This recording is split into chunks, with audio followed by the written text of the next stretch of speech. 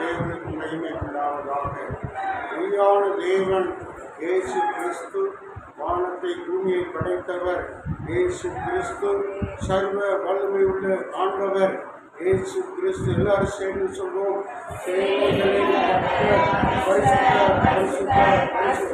ஒன்று சொல்லுவார்.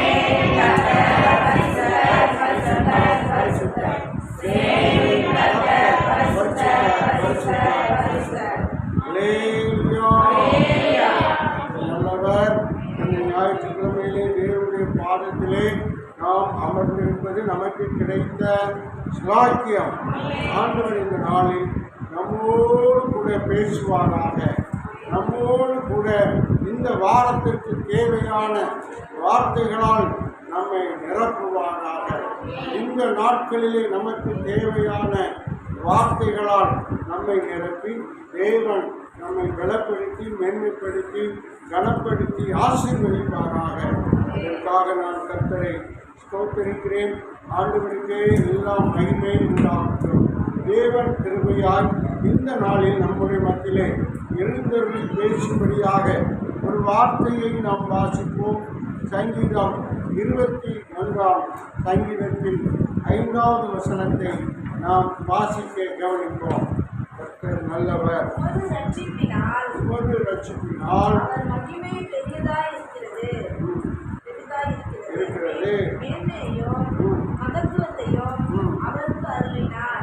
மேன்மையை அருளினார். ரட்சிப்பினால் வருகிற மேன்மையை கர்த்தர் அருளினார் என்ற வார்த்தையை இங்கே பார்க்கிறோம். பிரியமானவர்களே, தேவன் நம்முடைய மத்தியிலே ஒவ்வொரு வாரமும் ஒவ்வொரு நாளும் ஒவ்வொரு மாதமும் பேசி வருகிறார். இந்த மாதத்தில் தேவன் நம்மோடு பேசுகிற வார்த்தை, ஆண்டவர் நமக்கு சொல்லுகிற வார்த்தையை நாம் சரியாக கவனிக்க வேண்டும். எல்லாரும் தலைகளை தாண்டி இந்த வசனத்தை வைத்து கர்த்தர் நம்மோடு பேசும்படியாக ஆண்டவருடைய பாதத்தில் நாம் ஒருமனப்படுவோம். பரலோக பிதாவே, இந்த சங்கீதம் 21:5 படியாக கர்த்தர் இன்றைய தினத்திலே எங்களோடு பேசுவீராக. உம்முடைய நாமத்தை நீர் மகிமைப்படுத்துவீராக. ஆண்டவரே சொல்லும் அடியார்கள் கேட்கிறோம். உம்முடைய வார்த்தை எங்கள் மத்தியிலே வெளிப்படுவதாக. உம்முடைய சித்தம் எங்கள் மத்தியிலே நிறைவேறுவதாக. நாங்கள் என்ன செய்ய சித்தமாக இருக்கிறீரோ அதை எங்களுக்கு சொல்லும். நாங்கள் எப்படி நடக்க எங்களை வழிகாட்டி பேசுகிறீரோ அப்படி நீர் எங்களுக்கு பேசி எங்களை ஆசீர்வதித்து நடத்துவீராக. நீ பேசுகிற நல்ல வார்த்தைக்காக நாங்கள் நன்றி செலுத்துகிறோம். ஆண்டவரே, தொடர்ந்து உடைய நாமத்தை நீர் மகிமைப்படுத்தும். இந்த திருச்சமயத்தில் எங்களை தாழ்த்துகிறோம். வந்திருக்கிற ஆண்டவரை ஒவ்வொரு பிள்ளைகளும் அடியார்களும் உடைய பாதத்தில் கெஞ்சி செபிக்கிறோம். சுற்றிலும் வேலையளிப்பீராக. தடைபடுகிற சத்துருவை நீக்குவீராக. வானமண்டலத்தில் பொல்லாத சேனைகள் அப்புறப்படுத்தப்படுவதாக. இதற்கு விரோதமான கிரியைகளை கர்த்தர் விலக்கி போடுவீராக. இன்றைக்கு இப்போது ஆராதனைக்கு வந்திருக்கிற இந்த பிள்ளைகளுக்கு விரோதமான சகல தீய காரியங்கள் விலகுவதாக. பொல்லாங்குகள் விலகுவதாக. அசுத்தங்கள், பாவங்கள், சாபங்கள் விலகுவதாக. ஆசீர்வாத குறைவுகள் விலகுவதாக. செழிப்பை தடைபடுகிற, ஆசீர்வாதத்தை தடைபடுகிற சத்துரு பிசாசு பொல்லாத கிரியைகள் இயேசுவின் நாமத்தில் விலகுவோம். பாவனுடைய கரத்தில் தாழ்த்து ஒப்புக்கொள்கிறோம்.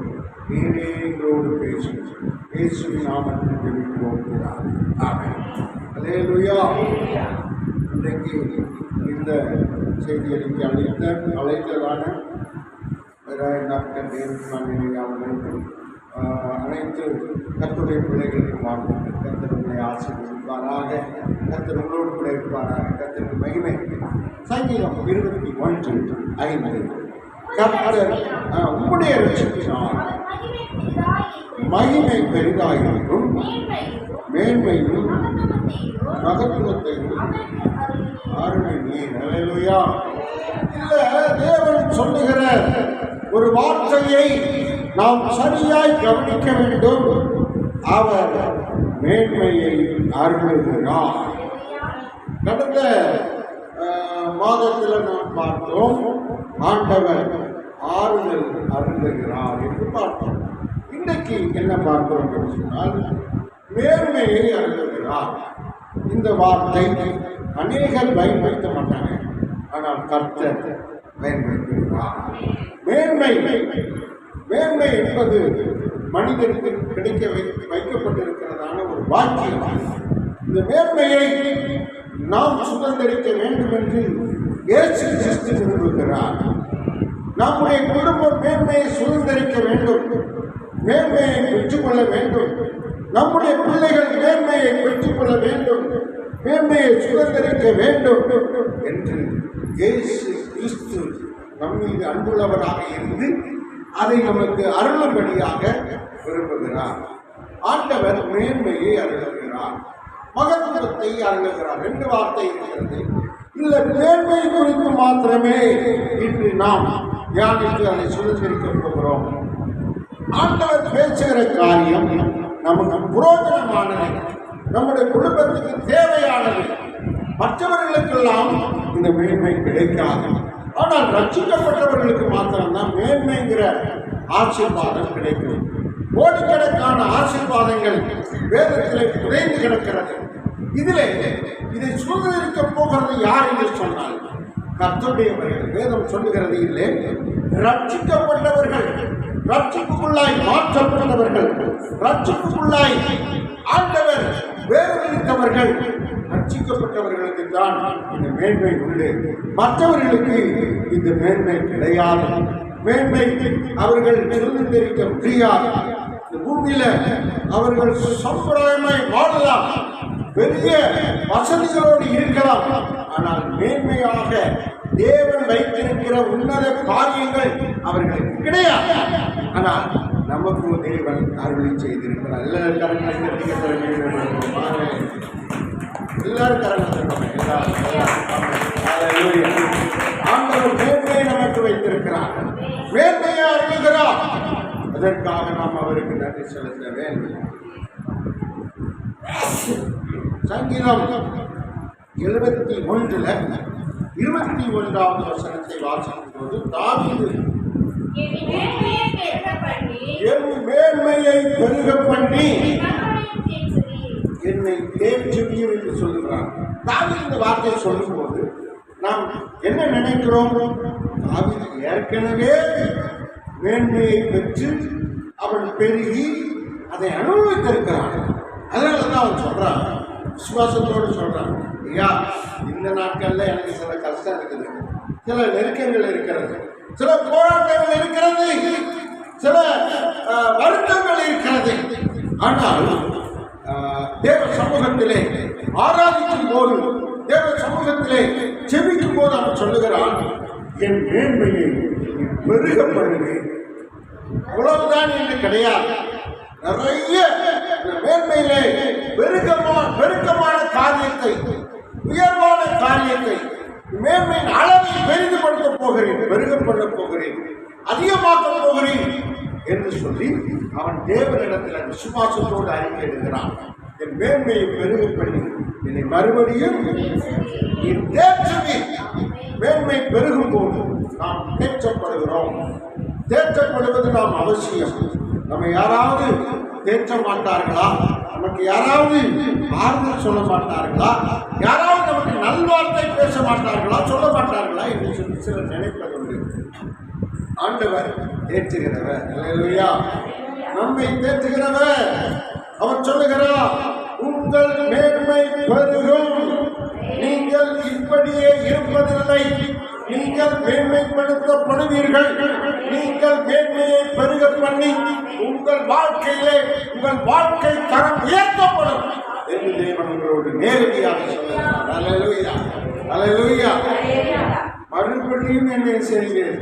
அவர் ஏற்கனவே நம்மை அநேக காரியங்களை தேற்றி அழைத்து அரவணைத்து நம்மை பாதுகாத்து நம்மை காப்பாற்றி வருகிறார். அவர் சொல்றார், மறுபடியும் நான் நாம் தேற்றப்படுவோம் என்று இந்த வேத வார்த்தை சொல்லுகிறது. அல்லேலூயா. அவர் மேன்மையை பெறுகிறது. நமக்கு மேன்மை வரணும்னா அது இயேசுவால் மாத்திரமே நமக்கு வர வேண்டும். இயேசுதான் நமக்கு கொடுக்க வேண்டும். அப்படித்தான் வேதம் சொல்லுகிறது. பிரியமானவர்களே, உங்களுக்கு மேன்மை அவர் தருவார். உங்கள் மேன்மையை அவர் பெருக பண்ணுவார். அதுல எந்த ஒரு சந்தேகமும் இல்லை. நீங்கள் சொல்ல வேண்டும், தேவரி இந்த வார்த்தை சொல்லுவாங்க, தேவரி மேன்மையை பெருக பண்ணி மறுபடியும் தேற்றி. சத்தமாய் சொல்லுங்க, என் மேன்மையை பெருக பண்ணி மறுபடியும் தேற்றி, என் மேன்மையை பெருக பண்ணி மறுபடியும் தேற்றி. சொல்லுவோம், என் மேன்மையை பெருக பண்ணி மறுபடியும் தேற்றுவேன். அல்லேலூயா. என் மேன்மையை பெருக பண்ணி மறுபடியும் தேற்றுவேன். அல்லேலூயா. ஆண்டவர் மேன்மையை பெருக பண்ணுகிறார். வாழ்நாளில் ஸ்தோத்திரம், கீழேயான நிலையிலே நாம் இருந்திருக்கலாம். மற்றவர்கள் நம்மை கீழ்ப்படுத்தியே வைத்திருக்கலாம். மற்றவர்கள் நம்மை ஸ்தோத்திரம் மட்டுப்படுத்தியே வைத்திருக்கலாம். நீ இப்படித்தான், நீ இங்கதான் இருக்கணும் அப்படின்னு சொல்லி இருக்கலாம். ஆனால் ஆண்டவர் சொல்லுகிறார், உங்கள் மேன்மை பெருக பண்ணப்படும். ஆண்டவர் தான் அதை செய்கிறார். ஆமென். கரந்த திக்கத்தை மேன்மைப்படுத்துவோம். சத்தமாய் தேவனே அதை செய்கிறவர். அல்லேலூயா. ஆமா, ஆண்டவர் மேன்மை குறித்து நிறைய வாக்குத்தத்தங்களை வேதத்தில் வைத்திருக்கிறார். ஆனால் இன்னைக்கு தேவன் சொல்வது, அவர் மேன்மையை உங்களுக்கு அருளுகிறார். அல்லேலூயா. கர்த்தருக்கு ஸ்தோத்திரம். ஒரு காரியத்தை நாம் வாசிப்போம்.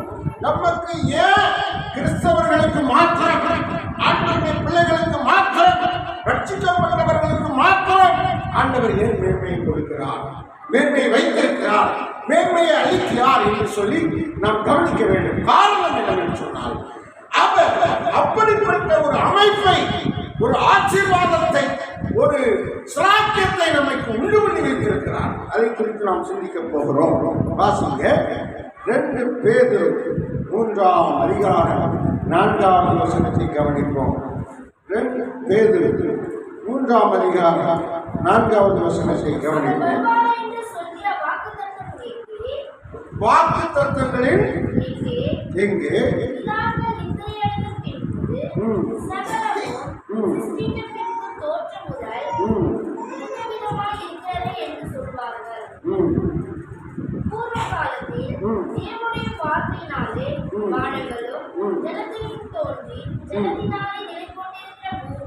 ரெண்டு பேதுருவா ஒரு பேதுருவா 2 பேதுரு வாசம் 2 பேதுரு 3:4 அதானா சரி வாசிங்க. அவர் வருவார் என்று சொல்லுகிற வாக்குத்தத்தம் எங்கே?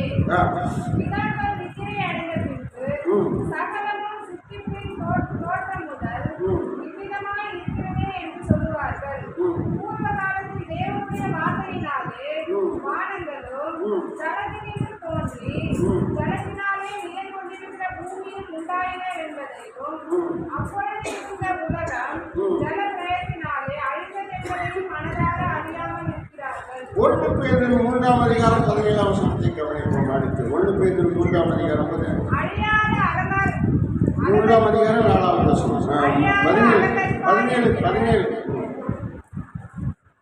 1 பேதுரு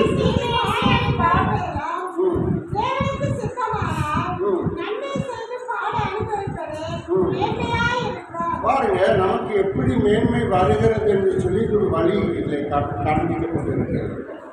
கிறிஸ்தவர்கள் நன்மை செய்துதான் இந்த பூமியில வாழணும் அப்படின்னு ஒரு கட்டளை தேவன் தருகிறார். நன்மை செய்துதான் வாழ வேண்டும். நன்மை செய்யும் போது என்ன கிடைக்கிறதுனா மேன்மை கிடைக்கிறது. அல்லேலூயா. நன்மை செய்யும் போது சில கஷ்டங்கள் வரும். இப்போ நம்ம சபையிலிருந்து நன்மை செய்யப்படுகிறது. இந்த சபையிலிருந்து நம்ம காண்கிற எந்த சபையிலிருந்து ஏராளமான நன்மை செய்யப்படுகிறது. வருகிறவர்களுக்கு ஆகாரம் கொடுக்கப்படுகிறது. வருகிறவர்களுக்கு வேத வார்த்தைகளை விளக்கி சொல்லி அவர்களை நல்வழிப்படுத்துகிறது. வருகிறவர்களுக்கு நோய்வாய்ப்பட்டவர்களுக்கு ஜெபித்தவர்களுக்கு விடுதலை கிடைக்கிறது.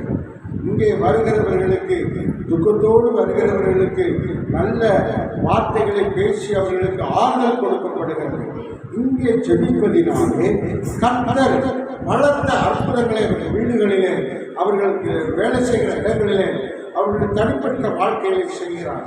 அது மாத்திரம் இப்போ கூட ஐயா சொன்னாங்க, ஜெபக்குறிப்பு சொல்லும்போது மாதம் மாதம் நம்ம ஏழைகளுக்கு, திக்கற்றவர்களுக்கு, கைவிடப்பட்டவர்களுக்கு, ரோட்டோரத்தில் சாப்பாடு இல்லாமல் பரிதவிக்கிறவர்களுக்கு ஆகாரம் கொடுக்கிறோம் என்று சொன்னாங்க. இது நன்மை செய்வது. இந்த மாதிரி காரியங்களெல்லாம் நன்மை செய்வது. நன்மை செய்கிற இடத்துல தேவன் நம்மை வைத்திருக்கிறார். எல்லாரும் தீமை செய்து கொண்டிருக்கிறார்கள், தீமை செய்து பாவத்தை பெருக்கிக் கொண்டிருக்கிறார்கள். ஆனால் கர்த்தருடைய வாழ்க்கை, கிறிஸ்தவ வாழ்க்கை என்பது ஒரு மேன்மையான வாழ்க்கை என்பதை இங்கே காண்பிக்கிறார். நன்மை செய்து ஆண்டவருக்கு ஸ்தோத்திரம் வழிகளிலே நடக்கும்படியாக தேவன் இங்கே வைத்திருக்கிறார். இங்க பாருங்க, இப்படி ஆகாரம் தயார் செய்து அதற்கு அரிசி பருப்பு எல்லாம் ரெடி பண்ணி அதுக்கு ஆகாரம் தயார் செய்து அதை கொண்டு போய் எங்கே ரோட்டோரங்களில் கைவிடப்பட்டவர்கள் இருக்கிறார்கள், எங்கே பரிதவிக்கப்பட்டவர்கள் இருக்கிறார்கள், ஆகாரம் இல்லாதவர்கள் இருக்கிறார் கண்டுபிடித்து அவர்களுக்கு ஒன்று கொடுப்பது ரொம்ப கஷ்டமான ஒரு காரியம். அதற்கு வாகனம் வேணும், அதுக்கு ஓட்டிட்டு போகணும், அதுக்கு பெட்ரோல் போடணும், அவளை கண்டுபிடிச்சு கொடுக்கணும், அதுக்கு ஒரு நாள் வேலை செய்யணும், அதுக்கு பலர் வேலை செய்யணும், அதை சமைக்கணும், அதை ரெடி பண்ணணும், பார்சல் பண்ணணும், கொண்டு போய் சாதாரணமாக செய்ய முடியாது. சாதாரணமாக செய்ய முடியாது. பண கஷ்டங்கள் வரும், செய்ய முடியாத வேலைகள் வரும். ஆனாலும் அதையும் மேற்கொண்டு ஜெயித்து இந்த சபையிலிருந்து கிட்டத்தட்ட 30 பேருக்கு 40 பேருக்கு ஆகாரம் ரோடு பகுதியில் இருக்கிறவர்களுக்கு கொடுக்கப்படுகிறது. நான் பார்த்திருக்கிறேன், நான் அறிந்திருக்கிறேன். அல்லேலூயா. ஆண்டவர் அப்படிப்பட்ட ஒரு நன்மை செய்யும்படியான ஸ்லாக்கியத்தை நம்முடைய சபைக்கும் சபை மக்களுக்கும் கர்த்தர் கொடுத்திருக்கிறார். எல்லா காரியங்களை தெரிஞ்சு கர்த்தரை மேம்படுத்துவோம். இப்படிப்பட்ட மேன்மையை தேவன் நமக்கு தந்திருக்கிறார். அல்லேலூயா. இந்த மேன்மையை இன்னும் கர்த்தர் பெருக செய்ய போகிறார். அல்லேலூயா. அப்போ நம்ம கொடுக்கணும்னா நம்ம என்ன செய்யணும்? இருக்கணும். அல்லேலூயா. நம்முடைய வேலை ஆசீர்வதிக்கப்படணும், நம்முடைய வருமானங்கள் ஆசீர்வதிக்கப்படணும், வரக்கூடிய பலன் இன்னும் அதிகமாக நமக்கு குடும்பத்தில் இருக்கணும், நம்முடைய சம்பளம் ஆசீர்வதிக்கப்படணும். நாம் வாங்குகிற சம்பளத்தை பிசாசு அதை வேறு ஒரு நோயை கொண்டு வந்து அந்த சம்பளத்தில் செலவு வச்சிடக்கூடாது. தேவையில்லாத காரியங்களில் அதிக செலவு நமக்கு வந்துடக்கூடாது. இப்படிப்பட்ட சூழ்நிலைகளில் எல்லாம் கர்த்தர் நம்மை பாதுகாத்து ஒவ்வொரு நாளும் நடத்துகிறார். அல்லேலூயா. வேதம் அப்படித்தானே சொல்லுது. நித்தமும் அவர் என்ன செய்யறாரா? நம்மை நடத்துகிறார். நித்தமும் நடத்துறார். எங்க இருக்கு அந்த வசனம்? நித்தமும் அவர் தான் நம்ம நடத்துறாரு. எங்க இருக்கு அந்த வசனம்? ஏசாயா 58 வாசிங்க. ஏசாயா 58 11 பாருங்க. கர்த்தர் நித்தமும் நடத்துறார். தினந்தோறும் நம்மை நடத்துவது கர்த்தர் தான். தினந்தோறும் நம்மை நடத்துவது அவர் தான். எப்படி நடத்துறானா? அவருடைய நடத்துக்கு எப்படி இருக்கிறது பாருங்க. வேதத்தில் இருக்கிற பிரகாரமா நமக்கு இருக்கான்னு செக் பண்ணி பாருங்க. அவர் உண்மை ரொம்ப வறட்சி இருக்கும், பஞ்சம் இருக்கும், எல்லாருக்கும் பண கஷ்டம் இருக்கும், எல்லாருக்கும் வருமான கஷ்டங்கள் இருக்கும். ஆனால் மகா வறட்சியான காலங்களில் கூட ஆத்மாவை, உன் மனசுல, உன் மனசை, உன் உள்ளான மனுஷனை திருப்தியாக்குவார். உன் சரீரத்தில் உள்ள உறுப்புகளை கர்த்தர் நல்ல பலப்படுத்துவார். எப்படி இருப்பா? ஒரு தோட்டம் நீர்ப்பாய்ச்சலா இருப்பது எப்படி இருக்கும்? அதே போல எப்போதும் ஆண்டவர் உனக்கு ஆசீர்வாதத்தை அருளி செய்து கொண்டே இருப்பார். வருமானங்களை அருளி செய்து கொண்டே இருப்பார். தினந்தோறும் நீ தேவனுடைய ஆசீர்வாதத்தினால நிரப்பப்படுவாய். நீர்ப்பாய்ச்சலான தோட்டம் அது நிற்கவே நிற்காது. வேதம் சொல்லுகிற அடுத்த வாசிங்க. வற்றாத நீர், அந்த நீரூற்று வற்றவே வற்றாது. அல்லேலூயா. நம்முடைய நீரூற்று இயேசு கிறிஸ்து மாத்திரமே. அவர் நம்மை வற்றி போக பண்ண மாட்டார். அவர் நமக்கு தொடர்ந்து வேட்டையை, ஆசீர்வாதத்தை தொடர்ந்து தருவார். விசுவாசத்தோடு கரங்களை தெரிவிக்க தருவோம். அவர் வற்றாத நீரூற்றை போல நம்மை மாற்றுகிறார். அடுத்து வாசிக்கும் போது தொடர்ந்து வாசிங்க. அவ்வளவுதானே? ஏசாயா 11 அவ்வளோ அதோடு முடியுதா? கர்த்தருக்கு ஸ்தோத்திரம். பாருங்க, நித்தமும் நடத்துறாரு. எப்படி நடத்துறாரா? செழிப்பா நடத்துறாரு. அல்லேலூயா. எல்லாருக்கும் பஞ்சம் இருக்கும், எல்லாருக்கும் வறட்சி இருக்கும், உங்களுக்கு வறட்சி இருக்காது. ஆமென். இது ரெண்டு விதமா சொல்ற. பனைமரத்தை போல நீதிமான்கள் பனையை போல செழிப்பான் என்று சொல்லுகிறாங்க. பனைமரமும் அப்படித்தான். ஸ்தோத்திரம். கோடை காலத்துல கூட அதனுடைய ஓலைகள், இலைகள், அதனுடைய காரியங்கள் எல்லாம் பச்சையா இருக்கும். ஆமென். அது பட்டே போகாது. மற்ற மரம்லாம் தண்ணி ஊற்றினா கூட பட்டு போயிடும். ஆனா பனைமரம் மாத்திரம் தண்ணி ஊற்றினாலும் ஊற்றாவிட்டாலும் அது பச்சையாகவே இருக்கும். அல்லேலூயா. அது பட்டு போகாது என்று வேதம் சொல்லுகிறது. இதிலிருந்து நாம் என்ன விளங்கிக் கொள்கிறோம்? நன்மை செய்யும்படியாக தேவனால் உருவாக்கப்பட்டிருக்கிறோம். நன்மை செய்யும்படியாக தேவன் நம்மை உருவாக்குகிறார். அல்லேலூயா. ஆமா, சோத்திரம். பல கோடி வர்றவங்க கூட நன்மை செய்ய மாட்டான். ஆனா 10,000 ரூபாய் சம்பளம் வாங்குகிற நாம் நன்மை செய்யும்படி நம்முடைய வருமானத்தில் தேவன் விசேஷித்த ஆசீர்வாதத்தை வைத்திருக்கிறார். அதான் ரட்சிப்பின் மேன்மை. அல்லேலூயா. இந்த காரியம் சொல்லுகிறது, நன்மை செய்து பாட அனுபவிப்பது மேன்மை. அல்லேலூயா. அல்லேலூயா. பாடுகளை நாம் சகிக்க வேண்டும். பாட அனுபவிப்பதை நாம் துக்கமாக எடுத்துக்கொள்ளக்கூடாது. கர்த்தருக்காக, குடும்பத்துக்காக, பரிசுத்த வாழ்க்கைக்காக பாடுகளை நாம் சகிக்க வேண்டும். பாடு சகித்தா என்ன செய்வோம்? ஆளுகை செய்வோம். அல்லேலூயா. ஆமென். அல்லேலூயா. நாம் சகித்து வாழ வேண்டும். அதை இந்த வாழ்க்கையை வெறுத்து விடக்கூடாது. தேவனுக்கு தந்திருக்கிற புனிதமான, பரிசுத்தமான, ஆவிக்குரிய, மேன்மையான, வேதத்தின்படி நன்மை செய்கிற இந்த வாழ்க்கை, ஸ்தோத்திரம், பாடுகள் வரும்போது நாம் சகித்துக் கொள்ள வேண்டும். அல்லேலூயா. இந்த வசனம் சொல்லுகிறது, நாம் நன்மை செய்து பாட நிரூபித்தால் அது நமக்கு மேன்மையாக கற்று மாற்றுகிறார். அல்லேலூயா. அதுதான் மேன்மை. தேவனுக்குள்ள இருந்து நன்மை செய்கிற வாழ்க்கை தான் மேன்மை. அதைத்தான் தேவன் நமக்கு அருளப் போகிறார். எல்லாரும் ஸ்தோத்திரம் பெற்றுக்கொள்கிறவர்களாக இருப்பார்கள். நாமும் கொடுக்கிறவர்களாக இருப்போம், நன்மை செய்கிறவர்களாக இருப்போம், உதவி செய்கிறவர்களாக இருப்போம், சகாயப்படுகிறவர்களாக இருப்போம். எப்படிங்க அது? எப்படி அது? ஆண்டவர் தெளிவாய் சொல்லுகிறார். கர்த்தருடைய ஆசீர்வதிப்பதினால் அநேக ஜாதிகளுக்கு கொடுப்ப. 15:6 வாசிங்க. 15:6 என்ன சொல்லுகிறது? வாசிக்கலாம். கர்த்தர் சொன்னபடி உன்னை ஆசீர்வதிப்பதினால் நீ கடன் கொடுப்பாய். நீ கடன் வாங்க மாட்டாய், நீ நன்மை செய்வாய், அநேகருக்கு கொடுப்பாய் என்று சொல்லுகிறார். இந்த காரியம் எப்படி வருகிறது? இந்த மேன்மை எப்படி வருகிறது? இந்த நன்மை செய்கிற வழக்கம் எப்படி வருகிறதுனா தேவன் நம்மை ஆசீர்வதிப்பதினால் வருகிறது. அல்லேலூயா. அல்லேலூயா. மற்றவங்களுக்கு இந்த ஆசீர்வாதம் கிடையாது. நாம் ஆலயத்துக்கு வருவதனால், ரட்சிக்கப்பட்டதனால் இப்படிப்பட்ட ஒரு ஆசீர்வாதத்தை நம்முடைய சிரசில் ஆண்டவர் வைத்திருக்கிறார். அல்லேலூயா. அதற்காகத்தான் அவருடைய ஆசீர்வாதத்தை நாம் தொடர்ந்து தக்க வைத்துக் கொள்ள வேண்டும். அவருக்குள்ள நாம் தொடர்ந்து நிலைத்திருக்க வேண்டும். அவருக்குள்ள நாம் தொடர்ந்து அவருடைய சத்தத்தை கேட்க வேண்டும் என்று சொல்லி வேதம் நமக்கு கற்றுக் கொடுக்கிறது. அல்லேலூயா. முதலாவது காரியம், நன்மை செய்வதனால் கர்த்தர் உன்னை மேன்மைப்படுத்துகிறார். அல்லேலூயா. அடுத்து வாசிக்கும் போது பிலிப்பியர் 3:3 வாசிக்கும். பிலிப்பியர் 3ஆம் அதிகாரம் 3வது வசனத்தை வாசிக்கும் போது தேவன் என்ன சொல்லுகிறார்? கவனிங்க. ஏனெனில் மாம்சத்தின் மேல நம்பிக்கையா இருக்கக்கூடாது, ஆவியினாலே தேவனுக்கு ஆராதனை செய்து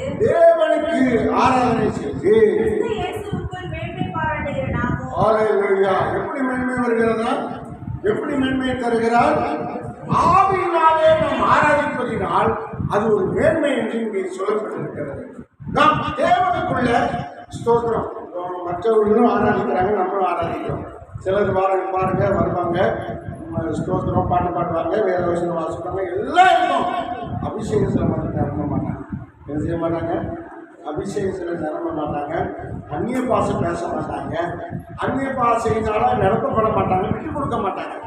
சரீரத்தை தேவனுடைய அபிஷேகத்துக்கு விட்டு கொடுக்க மாட்டாங்க. அந்த அபிஷேக ஆராதனை வைக்க மாட்டாங்க. சில சபைகளில் ஆவியில் நிறைஞ்சு அந்நிய பாஷை பேசக்கூடாதுன்னே சொல்லுவாங்க. ஆராதனையில் அந்நிய பாஷை பேசக்கூடாது, அபிஷேகத்தில் நிரம்பக்கூடாதுன்னே சொல்லுவாங்க. அங்கே வெறுமையான ஆர்டர் சர்வீஸ் மட்டும்தான் இருக்கும்.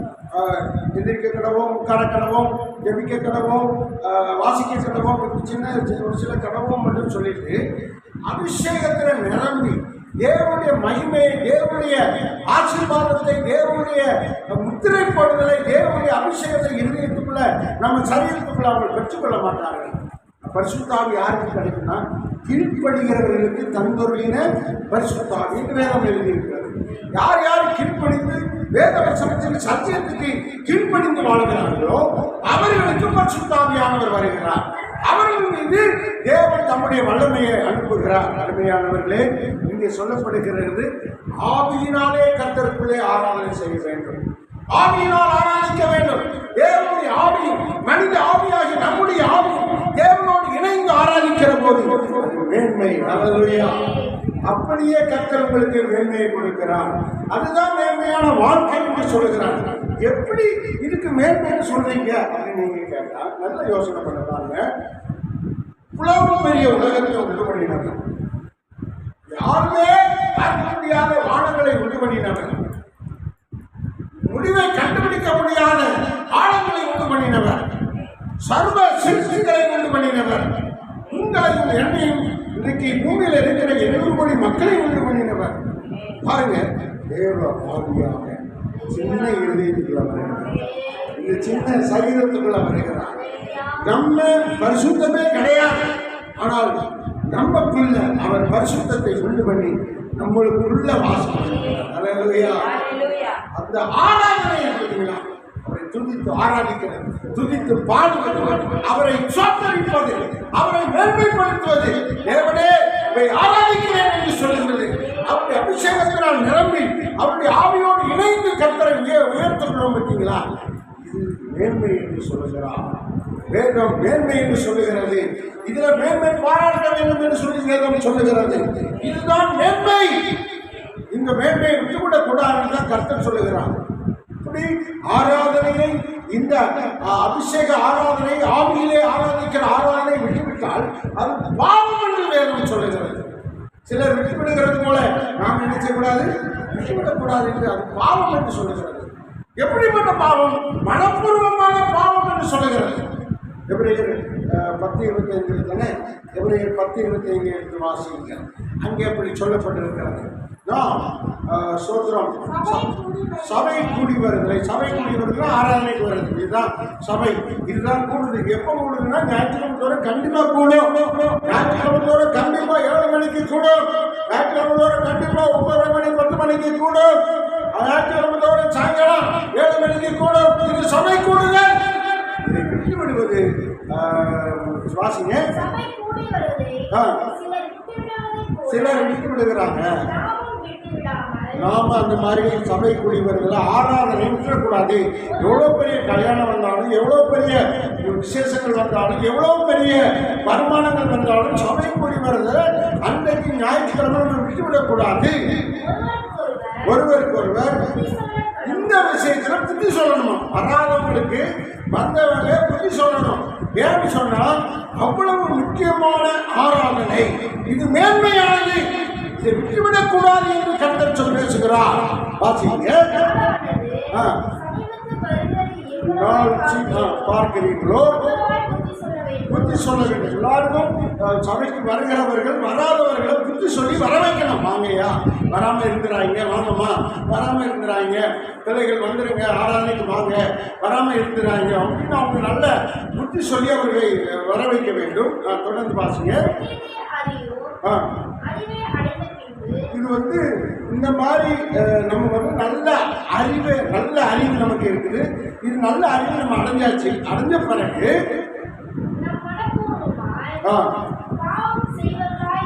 இது என்ன பாவமா? வராம இருந்தா என்ன பாவமா? மனப்பூர்வமா நம்ம பாவம் செய்யறதா அர்த்தம். நல்ல அறிவு வந்துச்சு. ஞாயிற்றுக்கிழமை ஆராதனைக்கு போகணுங்கிற தெளிவெல்லாம் நமக்கு இருக்கு, குடும்பத்தில் இருக்கு. கர்த்தர் கட்டளை போட்டிருக்கிறார், கர்த்தர் பேசி இருக்கிறார், அப்படி தீர்மானம் பண்ணி நம்ம வந்துட்டு இருக்கோம். ஆனால் நம்ம ஆராதனைக்கு வராமல் கட் பண்ணோம்னா அது மனப்பூர்வமாக செய்த பாவம் என்று வேதம் சொல்லுகிறது. இந்த காரியங்கள் எல்லாம் தேவன் நமக்கு வெளிப்படுத்தி நம்மளுக்கு பேசுவதற்கு காரணம் என்னவென்று சொன்னால், நாம் மேன்மைக்கு மேல் மேன்மையை பெருக பண்ண தேவனை உயர்த்துகிறார், அதற்கு வழிகளை நமக்குள்ளே உருவாக்குகிறார். ஆசீர்வாதத்தின் மேல் ஆசீர்வாதத்தை சுதந்திரிக்க நம்முடைய மேன்மையை பெருக பண்ண கர்த்தர் இப்படி செய்கிறார். அல்லேலூயா. முதல்ல என்ன பார்த்தோம்? ஸ்தோத்திரம். நன்மை செய்து நம்மை மேன்மையாக்குகிறார். இரண்டாவது என்ன பார்க்கிறோம்? ஆவியினாலே ஆராதனை செய்வதனாலே தேவன் நம்மை மேன்மையாக்குகிறார், அதன் வழியாக மேன்மை நமக்குள்ளே தருகிறார். அல்லேலூயா. கர்த்தருக்கு ஸ்தோத்திரம். நீங்க இந்த விஷயத்துல ரொம்ப ஜாக்கிரதை. எல்லோரும் கூடுதலாக ஒரு வசனத்தை வாசியுங்கள். ஒரு 2 தெசலோனிக்கர் 1ஆம் அதிகாரம் 4வது வசனத்தை கவனிப்போம். 2 தெசலோனிக்கர் 1ஆம் அதிகாரம் 4வது வசனம் வாசிங்க. துன்பங்களிலும் உபத்திரவங்களிலும் பொறுமையும் விசுவாசத்தையும்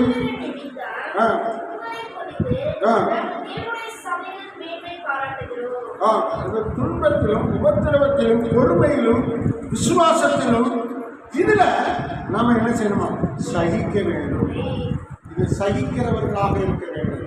இதுல ஸ்தோத்திரம் ஆண்டவருக்குள்ள இருக்கும்போது நமக்கு துன்பங்களோ ஸ்தோத்திரம் வேற என்ன விசுவாசமோ அல்லது பொறுமை, இதுல நம்ம பொறுமையாய் சகிக்கும் போது ஆண்டவர் அதுல ஒரு மேன்மையை நமக்கு தருகிறார். அல்லேலூயா. அல்லேலூயா. ஆராதனைக்கு வர்ற நாளில் 3000 ரூபா 4000 ரூபா சம்பளம் வரும். மற்ற நாளில் 1000 ரூபா வரும், 2000 ரூபா வரும். ஆனால் ஆராதனை நாளில் தான் 4000 ரூபா வருமானம் வரும். அப்படிப்பட்ட ஸ்தோத்திரம் துன்பங்களை, அப்படிப்பட்ட நெருக்கங்களை நம்ம வாழ்க்கையில் நம்ம சந்திக்க வேண்டிய சூழ்நிலை வரும். அதில் நம்ம பொறுமையாக விசுவாசமாக இதை விட கர்த்தர் மேலாக நமக்கு தருவார். 4000 ரூபாய் விட 8000 ரூபாய் கர்த்தர் தருவார் என்று சொல்லி நம்ம ஆராதனை கைவிடாதபடி நம்ம அந்த விசுவாசத்தில் நம்ம பெருக வேண்டும் என்று சொல்லி ஆண்டவர் இந்த நாளில் நமக்கு அறிவுரை சொல்லுகிறார். அல்லேலூயா. ஆமென். அல்லேலூயா. எபிரேயர் 3:6 வாசிப்போம். 3வது எபிரேயர் 3:6. 3வது தேவன் உங்களுக்கு மேன்மை அருளுகிற வழி, மேன்மை வழி என்று காண்பிக்கிறார். வாசிங்க. கிறிஸ்துவோ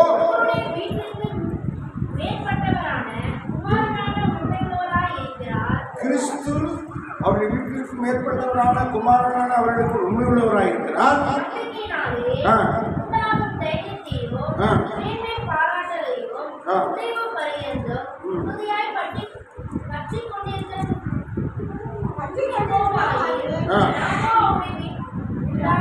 இப்ப என்ன சொல்றாரு? அவருடைய வீடு என்று நம்மை பார்த்து சொல்லுகிறார். யாருடைய வீடு? இயேசு கிறிஸ்துவினுடைய வீடு. நாம் ஒவ்வொருவரும் அவருடைய வீடாக இருக்கிறோம். பாருங்க, நம்ம எல்லாரையும் சேர்த்து வைத்துதான் இந்த இடத்துல ஜெப வீடு என்று தேவன் ஏற்படுத்துகிறார். நம்ம எல்லாரும் சேர்ந்துதான் அவருடைய ஒரே வீடாக மாறுகிறோம். அது மாத்திரமல்ல, நாமும் தனித்தனியாக அவருடைய வீடுன்னு அவர் சொல்றார். நான் வாசம் பண்ணுகிற ஸ்தலம் வீடு உங்களுடைய சரீரம் என்று ஆண்டவர் சொல்லுகிறார்.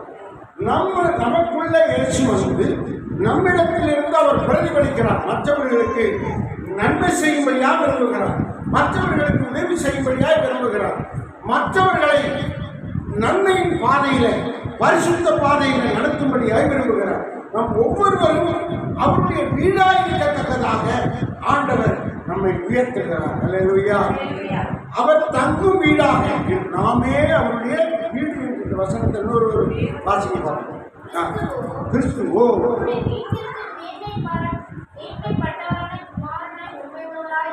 வீட்டிற்கு மேன்மைப்பட்டவரான யாரே? குமார் இயேசு கிறிஸ்து. தொடர்ந்து வாசிப்போம்.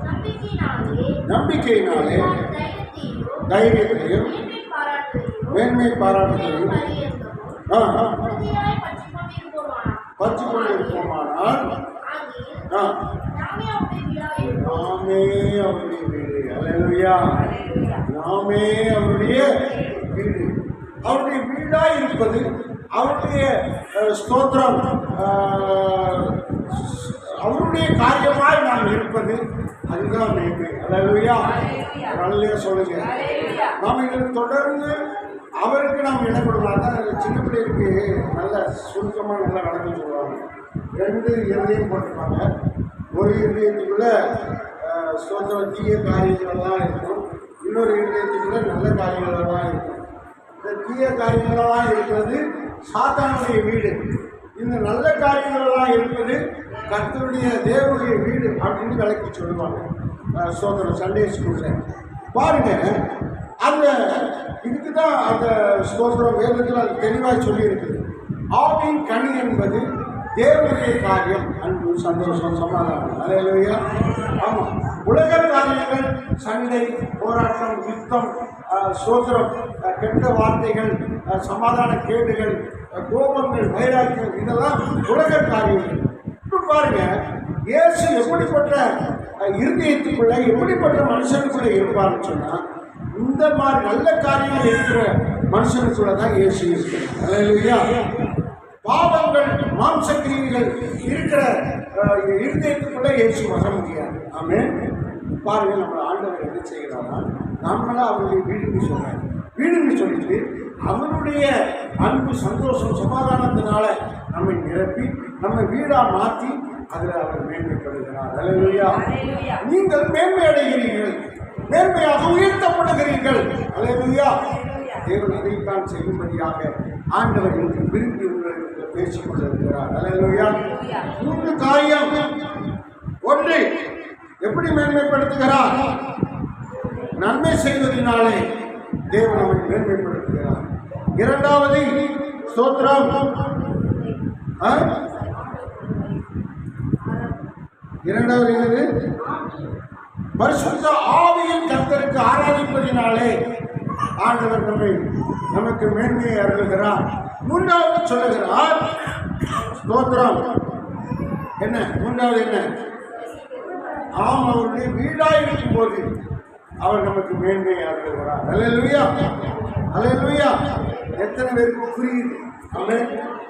இது ஒரு ஆழமான ஒரு காரியம். எத்தனை பேருக்கு புரியுது? அல்லேலூயா. எல்லாரும் புரிஞ்சுக்கணும், கவனித்துக் கொள்ளணும். நம்ம பற்றி தான் கர்த்தர் பேசிக் கொண்டிருக்கிறார். அவர் நம்மை மேன்மையாக மாற்றும்படி விரும்புகிறார், மேன்மையை அருளுகிறார். அல்லேலூயா. இந்த வழியாகத்தான் அவர் நமக்கு மேன்மைப்படுத்துகிறார், மேன்மையை தருகிறார். ஸ்தோத்திரம். யூதா 1ஆம் அதிகாரத்தில் 6வது வசனத்தை வாசித்து நாம் முடித்து விடலாம். யூதா 1:6 வாசித்து நாம் முடிக்கலாம். இப்போ ஆதி மேன்மையை அவர்கள் காத்துக்கொள்ளவில்லை, வாசஸ்தலத்தை விட்டுவிட்ட தூதர்களை வைத்திருக்கிறார். போல். அல்லேலூயா. முதல் உருவாக்கப்பட்டது யார் தெரியுமா? ஸ்தோத்திரம். உலகங்கள் உருவாவதற்கு முன்பு, சகல சிருஷ்டிகளும் உருவாவதற்கு முன்பு முதல் உருவாக்கப்பட்டது யாரு? தூதர்கள். இந்த தூதர்களுக்கு ஒரு வாசஸ்தலம் கொடுத்திருந்தார். இந்த தூதர்கள் கர்த்தரை ஆராதிக்கிறவர்களாக இருந்தார்கள். கர்த்தருக்கு ஸ்தோத்திரம். அதுல இந்த லூசிபர் என்று சொல்லக்கூடிய, அல்லது கீழ்ப்படியாமல் விழுந்து போன தூதர்கள் என்று சொல்லக்கூடிய கூட்டம் ஆண்டவருடைய வாசஸ்தலத்தை இழந்து போனாங்க. ஆண்டவர் அவர்களுக்குள்ள பெருமை வந்ததுனால, அந்த கூட்டத்திற்கு பெருமை வந்ததுனால அவர்கள் விழுந்து போனார்கள். விழுந்து போனதுனால ஆண்டவருடைய வாசஸ்தலத்தை இழந்து போனாங்க. இதுதான் சொல்லப்பட்டிருக்கு. ஆதி மேன்மை. அந்த வசனத்தை வாசிங்க. தங்களுடைய ஆதி மேன்மையை காத்துக் கொள்ளாமல், அந்த மேன்மையை காத்துக்கொள்ள வேண்டும். தேவனோடு இருப்பதை, அவருடைய வாசஸ்தலத்தில் இருப்பதை, அந்த மேன்மையை நாம் காத்துக்கொள்ளணும். அல்லேலூயா. அது மேன்மை. அல்லேலூயா. நம்ம தேவனை விட்டு விலகாதபடி இருக்கிறோம் என்று எப்படி விளங்கிக் கொள்ள முடியும் என்று சொன்னால், ஆராதனை விடாமல் இருப்பதுதான், கூட்டங்களை விடாமல் இருப்பதுதான், இயேசுவை விடாமல் இருப்பது. நம்ம இயேசுவை விட மாட்டோம், நல்லதுதான். ஆனால் ஆராதனை விடாமல் இருப்பதுதான் விசுவாச கிரியை. அல்லேலூயா. வாரம் தேவனுடைய ஆலயத்தில் நம்ம காணிக்கை செலுத்தணும். வாரம் தேவனுடைய மாதம் தேவனுடைய ஆலயத்தில் நம்ம தசமபாகம் செலுத்தணும். மாசம் வாரம் நம்ம தேவனுடைய ஆலயத்தில் வந்து கர்த்தரை பாடணும், கர்த்தரை ஸ்தோத்தரிக்கணும். இது நமக்கு கொடுக்கப்பட்ட மேன்மை. தூதர்களுக்கு அந்த ஆதி மேன்மை கொடுத்திருந்தார். ஸ்தோத்திரம். அதை தூதர்கள் இழந்து போனாங்க. அதனாலதான் இன்னைக்கு தள்ளப்பட்ட தூதர்கள் பிசாசாக இருக்கிறார்கள். உண்மையான தூதர்கள் கருப்பான சாபம் நிறைந்த பிசாசாக இன்றைக்கும் பூமியிலே அலைந்து கொண்டிருக்கிறார்கள். கர்த்தருக்கு ஸ்தோத்திரம். பிரியமானவர்களே, இந்த நாட்களில் தேவன் சொல்லுவதை நாம் சரியாய் உணர்ந்து கொள்வோமானால் நம்முடைய வாழ்க்கையில மேன்மை தொடர்ந்து இருக்கும். அல்லேலூயா, அல்லேலூயா. அவருடைய ஆசீர்வாதமான வார்த்தைகளை கவனியுங்கள். நீ அநேக ஜாதிகளுக்கு கொடுப்பாய். கொடுக்கிற இடத்துல, மேன்மையான இடத்துல கர்த்தர் உன்னை வைத்திருக்கிறார். அதைத்தான் சுருக்கமா சொன்னார். அவர் உன்னை வாளாக்காமல் தலையாக்குவார், நீ கீழாகாமல் மேலாவாய் என்று கர்த்தர் பேசினார். அல்லேலூயா. அதைத்தான் தேவன் இன்றைக்கு உங்களுக்கு தருகிறார். அந்த மேன்மை, மேலே இருக்கிற ஸ்தானத்தை உங்களுக்கு தருகிறார். மேன்மையாய் வாழக்கூடிய ஸ்தானத்தை தருகிறார். அவரோடு ஆராதிக்கிற ஸ்தானத்தை தருகிறார். அவருடைய வீட்டில் நாம் தொடர்ந்து நிலைத்திருப்பதை ஆண்டவர் தருகிறார். இதை நம்ம காத்துக்கொள்ள வேண்டும்.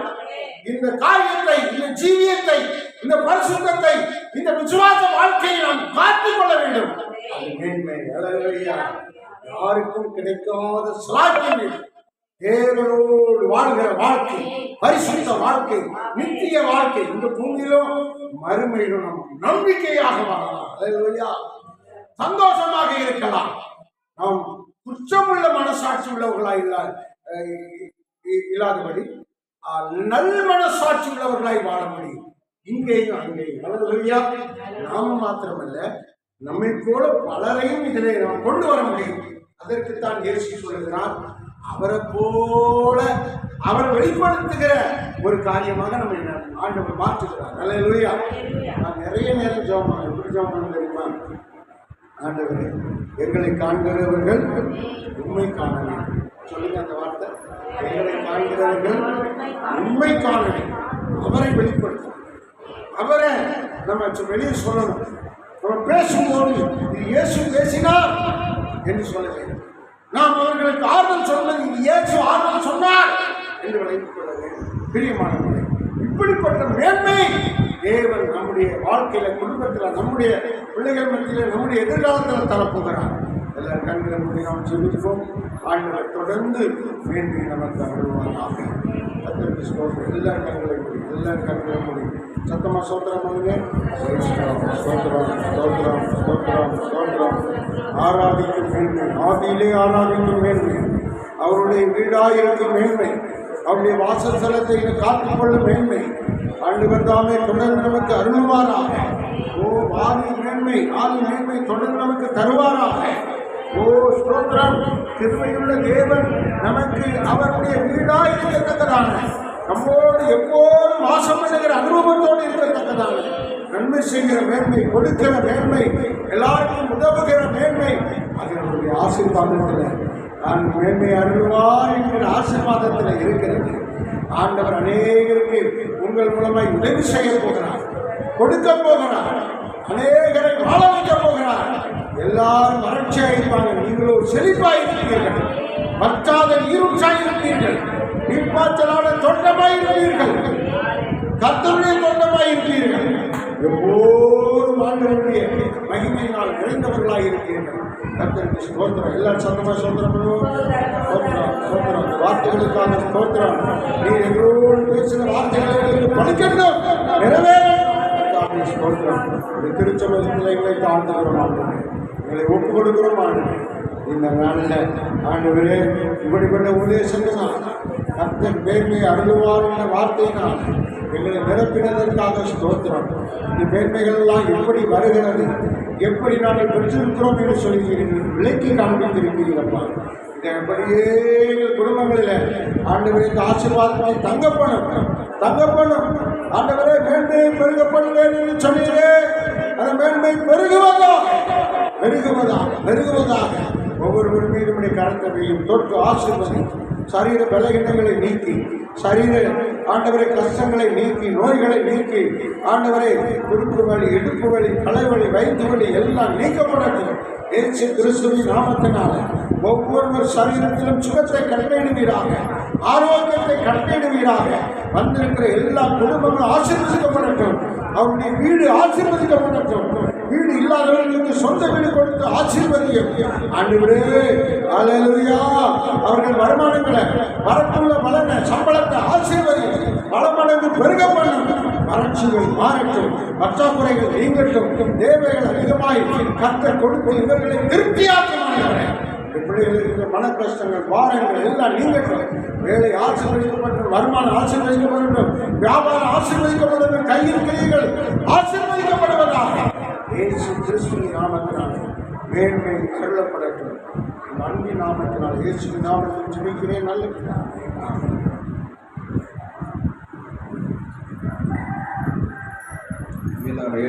நன்மை தட்டி ஆண்டவர் இந்த காலவர்கள் ஒருவரை பேசுவதற்காக ஆண்டவர் இருப்பதை காட்டிலும் மேன்மையாக தேவன் மாற்றப் போவதற்காக அவருடைய ஆராதனைக்கும் அவருடைய காரியங்களுக்கு முக்கியத்துவம் கொடுக்கும் பொழுது நம்மளை தேவன் மேன்மையாய் மாற்றி ஆசீர்வதித்து நடத்த போகிறார் என்கிற நல்ல செய்தியை கர்த்தர் நமக்கு தந்ததற்காக கரத்தை தட்டி வாயிலிருந்து ஆண்டவருடைய நாமத்தை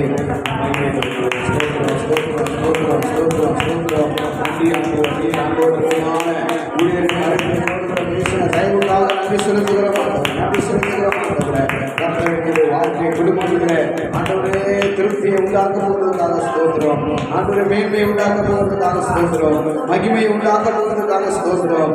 வாழ்க்கையில குடும்பங்களிலே ஆண்டவரே எல்லா தரந்த கர்த்தர் அற்புதமாக நடத்தப்படுகிற தயவுக்காக நாம் நன்றி செலுத்துகிறோம். ஆண்டவரே உமக்கே நாங்கள் மகிமை செலுத்துகிறோம். தொடர்ந்து நடத்துவதற்கே காரணம் செய்கிறோம். அல்லேலூயா. சபையின் அறிவிப்பை கவனிங்க. வருகிற